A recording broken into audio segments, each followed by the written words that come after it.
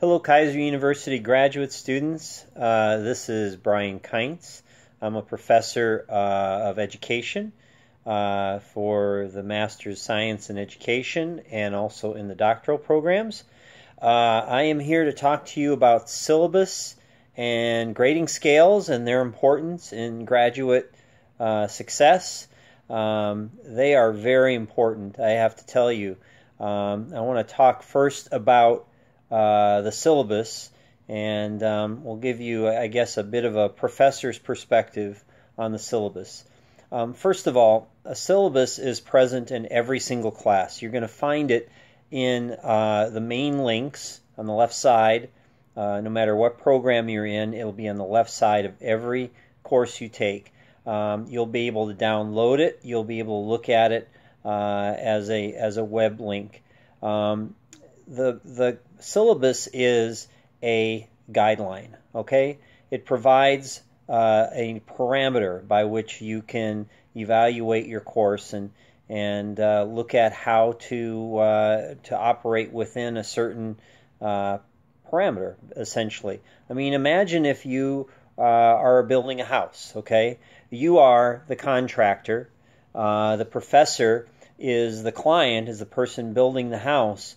And the syllabus would represent all of the codes and all of the guidelines and all of the laws that are required for building that house. Okay, so as the contractor, it's your responsibility to work within those guidelines. At the same time, you are there to meet the specific expectations of the builder, of the owner of the house. Okay. In order to meet your guidelines and your expectations. So the same is true in a course. The professor has specific expectations that relate to that professor. The syllabus provides guidelines. My recommendation for using the syllabus is, first of all, as soon as you get it, print it out. Have a hard copy of it just so you can refer to it while you're in course.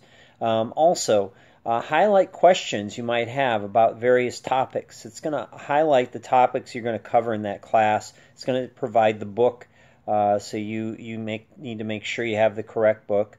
Also, it has contact information for your professor. Make an effort. Reach out to talk to your professor and to meet him or her for the first time. Also, pay attention to things like late penalties. There is a late penalty standard that applies to all courses, and it's in the syllabus. So read it closely so you know exactly when you need more time, how much it's going to cost you in terms of points and other things. And then finally, look to manage your time effectively. Look at where the most challenging assignments will be and where there are those that may not be as difficult. And look at how those things are weighted. The syllabus will tell you where those guidelines, where those weighted items are, and provide a guideline for how to be maximally successful in that situation. Now let me talk a little bit about grading scales. Okay, grading scales are kind of the same as a rubric, but they're not the exact same thing.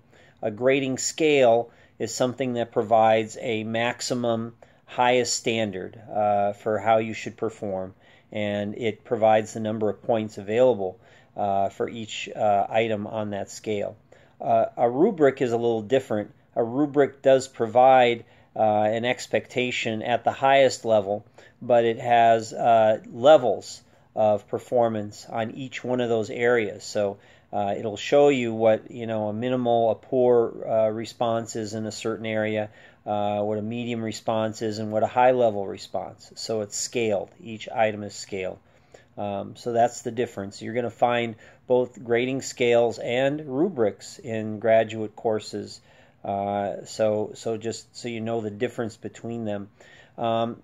My recommendation for using grading scales and rubrics effectively is always read the scale for each assignment, because there is a separate one for each assignment for each week.